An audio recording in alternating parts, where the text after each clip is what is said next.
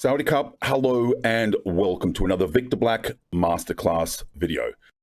Today's video, we are going to be talking about cycle design for female PEDs use. Now, I have been intending to make this video for a little while now. It's definitely been on my list of things to do. Quite bluntly, I kind of moved it up in terms of priority after watching a podcast that was released on Muscular Development Channel just yesterday. Basically making some, safer use recommendations to females, and quite bluntly, although I massively applaud the intent, anyone, and I mean anyone that's out there trying to help women understand the application of these tools and to improve the safety profile for female use, I'm 100% behind. But quite bluntly, the misinformation that was represented in that podcast was profound enough for me to move this content up my priority list. So I've decided to sit down today and make this content, which I'm sure a great many women will be pleased with. Okay, great. So let's start with understanding that what I'm about to say, the information I'm about to present to you, I completely understand that this is not what you have been told, right? This is not the widely held belief in our community. And because it is not the widely held belief in the community, I completely embrace and completely accept a significant amount of pushback is going to come from this.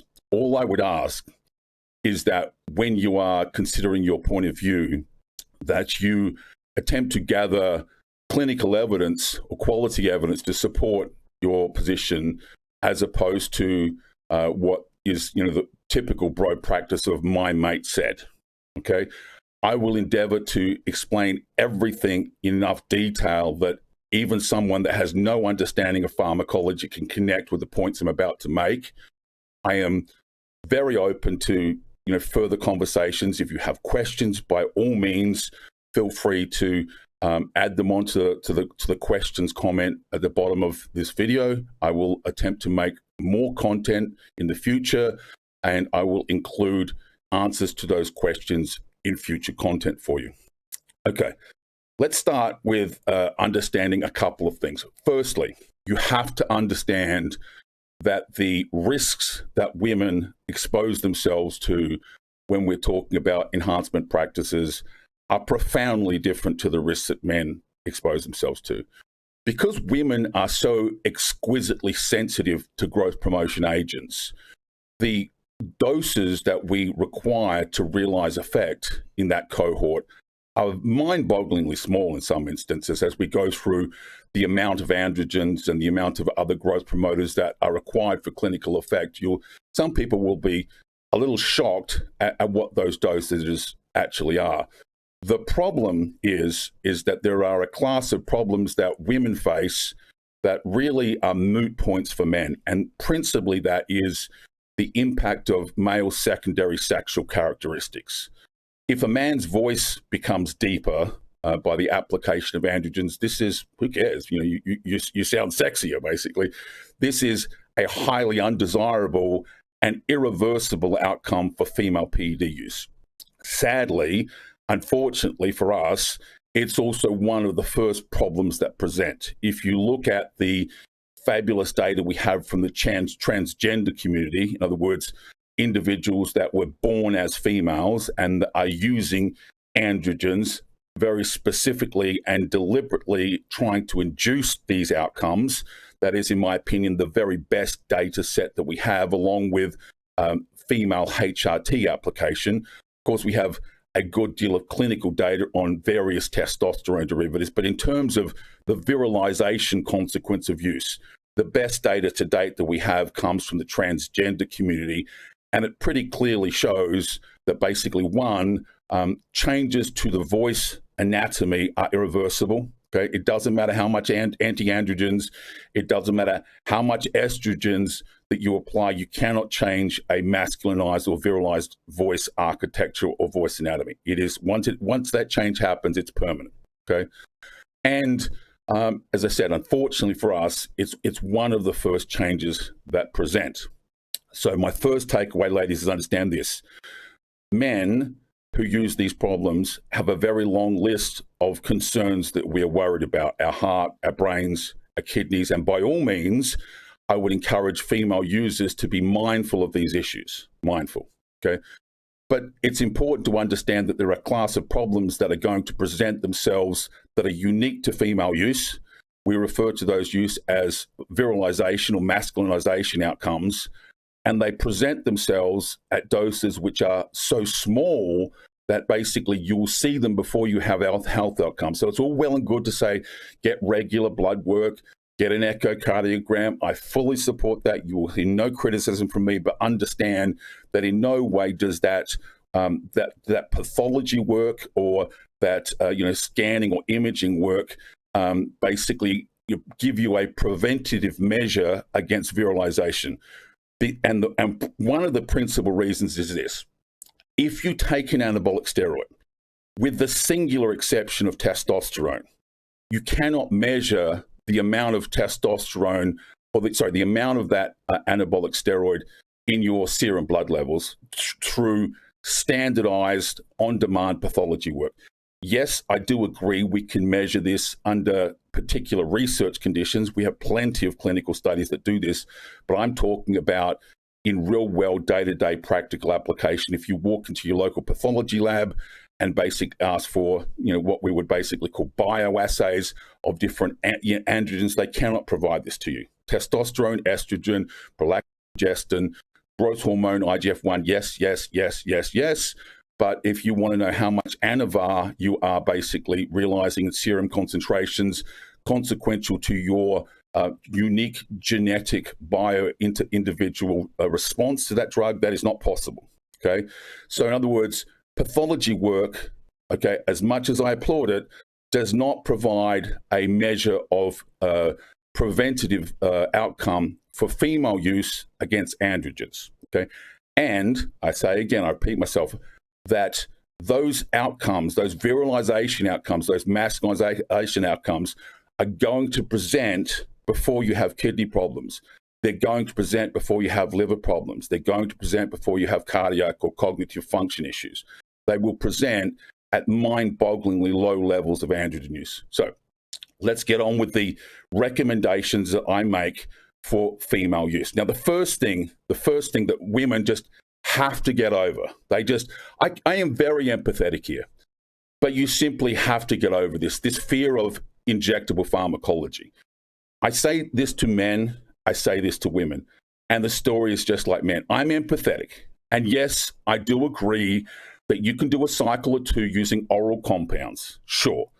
But at some point, if you make this your life, you have to embrace injectable pharmacology, because sticking with orals is massively raising your risk profile, massively so. This is true for men, this is true for women. Now, if you feel that you don't want to go down that path, as I said, I respect that, I understand that. I would ask you to seriously rethink your position on whether this lifestyle is for you or not. You have to.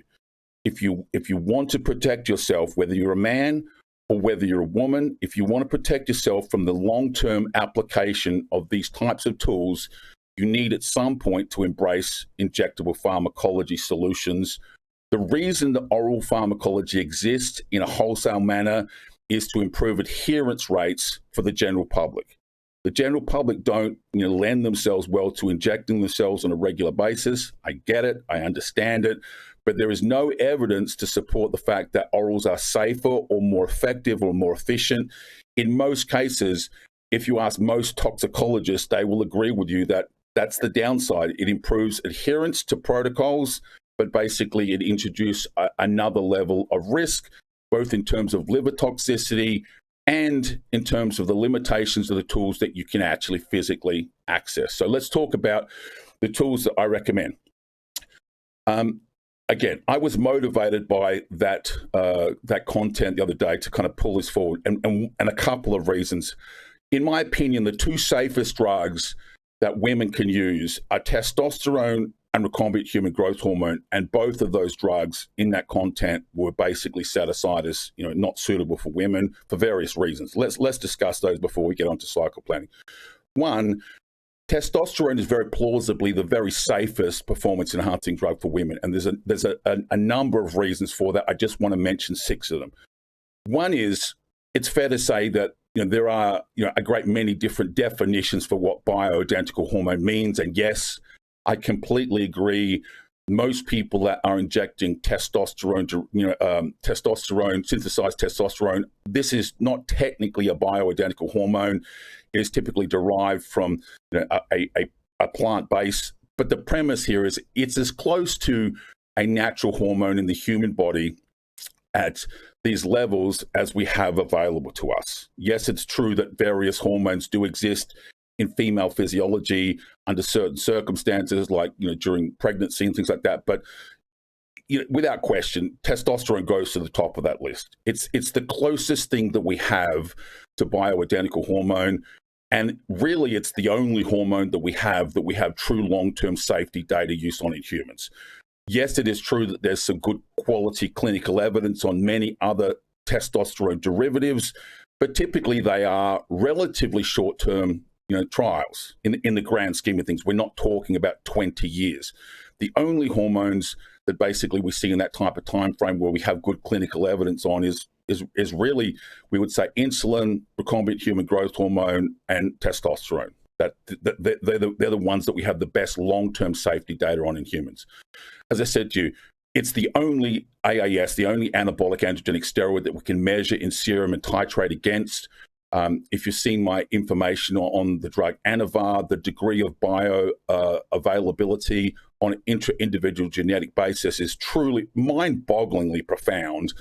And you don't really know when you start taking a drug like that who you are. Now, logically, statistically, you're probably in the middle ground. That just makes sense. But there are absolutely outliers in both directions. You have people that don't seem to basically have good bioavailability uptake, and there are people that basically seem to do very well. There are outliers in both directions. Testosterone allows us, through pathology work, to administer a fixed dose of testosterone and go and look at blood work and determine how we, as genetically unique individuals, metabolize that drug and produce certain serum levels of testosterone based on the doses that we administer. Now, either that will, like, holy crap, that's a light bulb moment, or you might not still understand what that means. And I will make further content on that, right? One of the biggest problems for women is quality. Now, it's fair to say that accessing anabolic steroids and other enhancement tools has never been easier, but the quality is appalling today.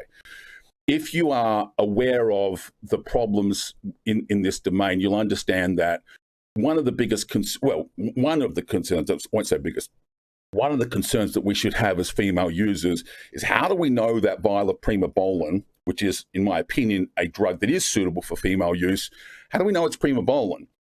When you use testosterone, the great benefit of using testosterone is nobody's faking testosterone with primobolan. In other words, yes, it is plausible that you might buy a bottle of something marked as testosterone, and yes, it is plausible that product might be overdosed by some small margin. Usually, it's underdosed, not overdosed, but I have seen overdosed, sample tested, yes. But you never, ever are going to see someone selling Masteron or one of the other, steroidal SARMs, under the testosterone label. Why? Because those other drugs are more expensive. You're far more likely to buy a bottle of Masteron or primobolan only to find out it's testosterone. Now, when you start with testosterone, hopefully, again, the light bulb goes off. You go, aha. So I have effectively wiped out a great many of the quality concerns in one fell swoop there, because I'm planning on worst case scenario. I'm planning on the basically most androgenic drug that I could be using here, okay, rather than the least androgenic drug, only to be surprised by quality control. Hopefully, again, that's a light bulb that goes click. Okay, great. So let's say you plan on using testosterone and you use an appropriate dose of testosterone and you put it into your, protocol, and then you go and evaluate that amount of testosterone, what it does for you in serum levels, in blood work. You'll very quickly realize whether there's testosterone in that vial or not. So if it's fake, you'll find out. And I guarantee you, nobody's putting primobolan in that. It just doesn't work that way. Now, the other thing is testosterone is very, very, very cheap. Okay, I mean, like, for the amount that women need to use, it's stupid cheap. It's cheap as chips for men.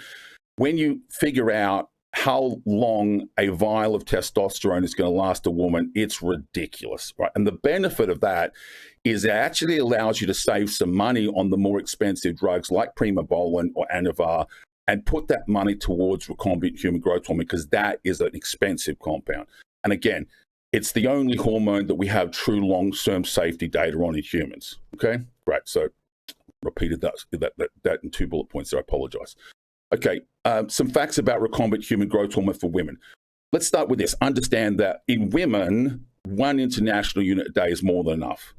I don't have a problem with understanding that there are women out there using 2 units and even 3 units, yes, but quite bluntly, for most women, most of the time, 1 unit is enough. Now, what that means is a standardized 100-unit kit, okay, will last you 100 days. And even though this is a very expensive product, let's say you were basically in a place like Australia where the price is just ridiculous. Like, like, I'm honest, if I was in Australia, I probably wouldn't use recombinant human growth hormone. I would be using a secretagogue model for my own personal use, simply based on the cost of product in that region.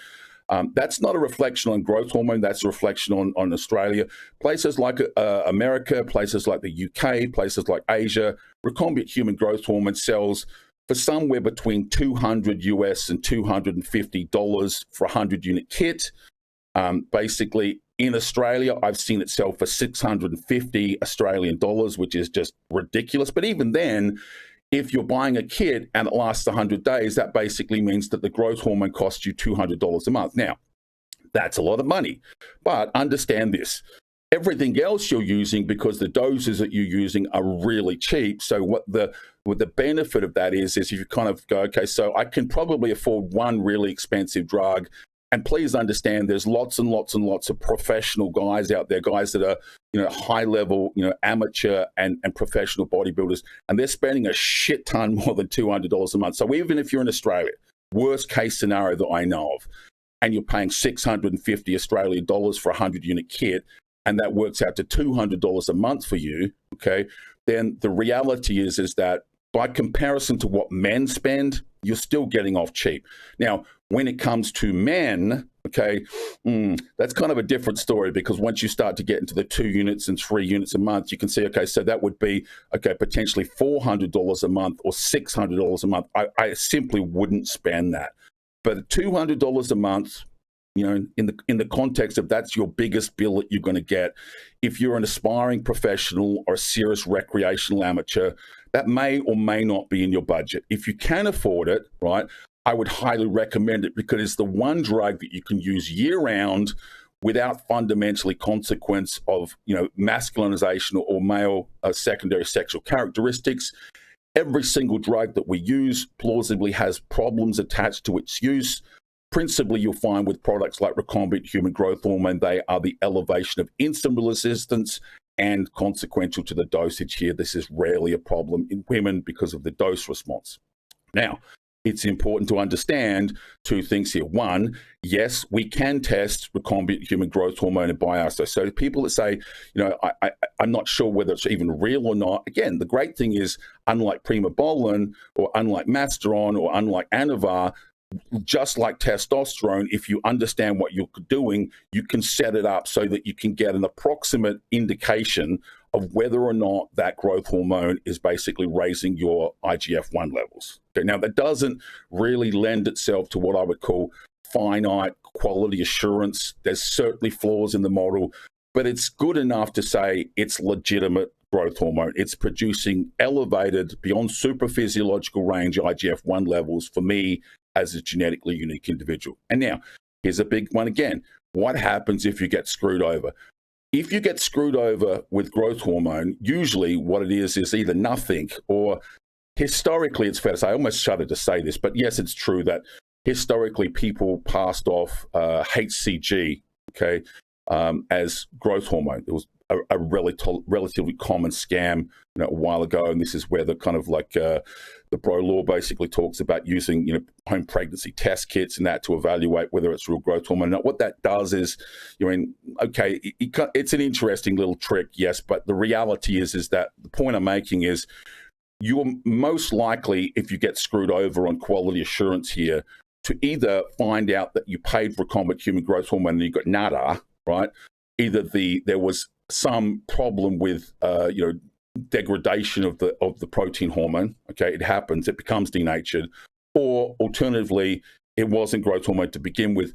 But for a woman, let's say it was HCG at that dosage a day, there really isn't any disastrous consequence. I mean, we never want to take a drug, that doesn't produce the outcome. But understand what I'm saying is, let's say it was nothing. What's the outcome? Well, fucking nothing. You got screwed. Let's say the outcome was it was HCG. Is that going to be massively detrimental to your health? Not at the dose that you should be taking as a woman.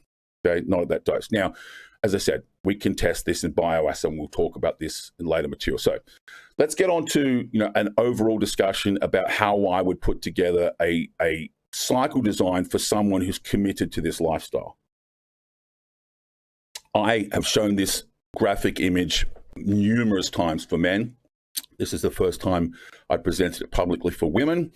I would start the same discussion, basically saying we should start, in my opinion, using testosterone because of all the reasons I've mentioned before as a baseline anabolic and androgenic steroid.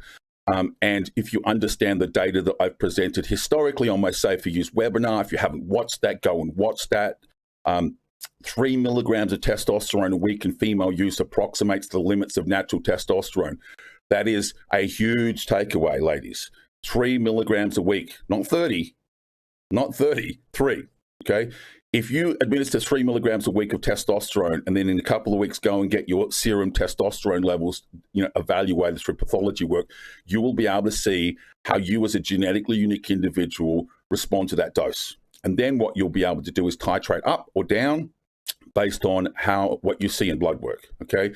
This, in my opinion, based on the first slide I showed you, second slide I showed you, sorry, is the most rational, logical way to approach baseline androgen application. So either you don't do androgens or you start with a testosterone base. I've spoken many times about the problems with basically taking drugs and not knowing what they are.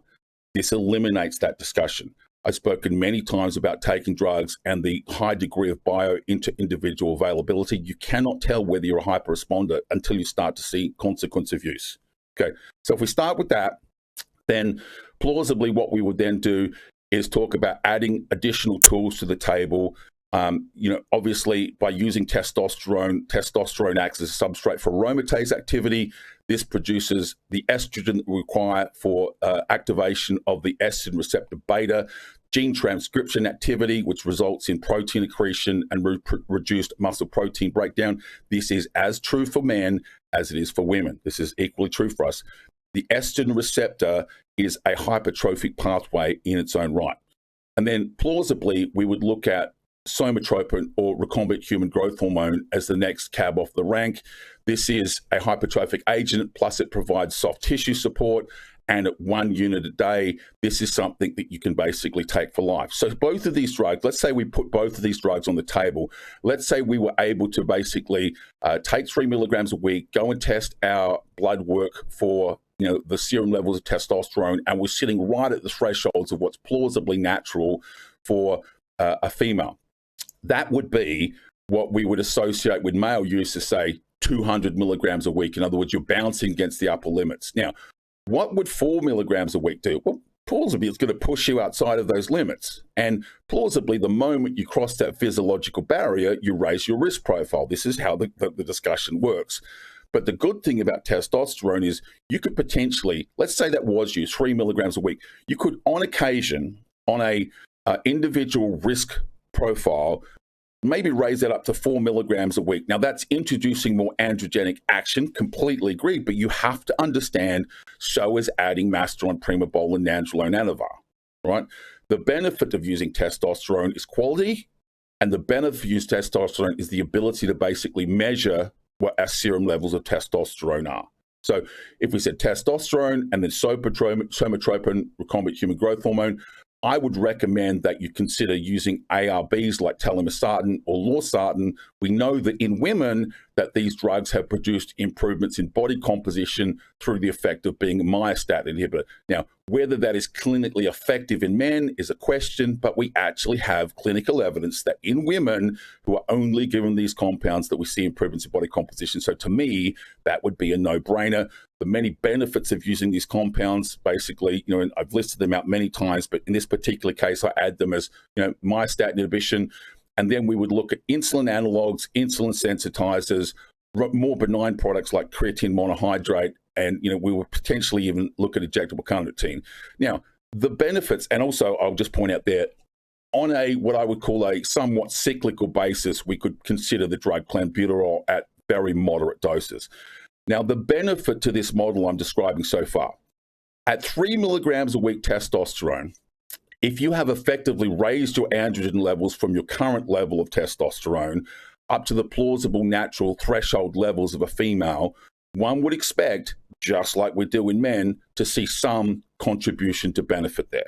We don't really want to cross on a systemic basis, on a permanent basis, that supraphysiological range. The moment we do that, we raise our risk profile of virilization. Okay, but in my opinion, you can walk yourself up to the plausibly natural limits and sit there, and through experience, you can live there for, basically like women do on TRT for life, just like men do on TRT for life, right? But the big takeaway there is that's 3 milligrams a week, ladies. I know lots of girls that do TRT and they start at 20 milligrams and they're just way out of line in terms of how much they take from the get-go. I've had many, many clients that have come to me taking 20 to 30 milligrams of testosterone a week with all manner of problems, and they're just completely unaware of what female TRT looks like. It's 3 milligrams a week. Again, if you don't understand that, go back and watch my Safe for You seminar. 3 milligrams a week of testosterone, 1 unit of growth hormone, telmisartan or losartan, and ARB as a myostatin inhibitor, insulin. You have to appreciate where we're going here, girls. So far, our virilization risk, if we were to rate this as, what is the risk of masculinization from this? It is as small as it can possibly get. That's pretty much it, okay? There is no safer use model for the mitigation of the implications of virilization, masculinization, than using testosterone in this manner and using recombinant human growth hormone, a myostatin inhibitor, and an insulin analog, an insulin sensitizer, potentially something like clenbuterol as well. Because the only drug on that list so far that contributes to male secondary sexual characteristics is the testosterone. We don't have the quality catch on testosterone like we do on other anabolics. And as I said 15 times, we can measure testosterone at serum levels in our blood work. Now, if you wanted to, if you decided to expose yourself to a higher risk model than that, then it's very, very simple. What you would plausibly do here is you would add some more anabolic. Now, you might choose to do that with a little more testosterone, as I already suggested. You might choose to add a little anavar, a little masteron. You might even choose to use a little ostarine in the mix. So the addition of that final stick, as it were, the stick that broke the camel's back, as they say, becomes your risk multiplier. That's what pushes you over the levels of physiological androgens into supraphysiological range. And the moment you do that, you present an elevated risk model for yourself. I want you to try and get this through your head, though. This is really important. The first phase in this process is relatively low risk, okay? Relatively low risk from a virilization standpoint. And because the doses we're using, it's relatively benign on organ health like kidneys and liver and heart and brain. These are not massive doses of these products. 1 unit of growth hormone is extremely unlikely to make a healthy young woman insulin resistant. 10 units of growth hormone in a healthy young man is almost guaranteed to. Okay, 3 milligrams of testosterone a week is not going to present kidney, liver, heart, brain problems. Okay.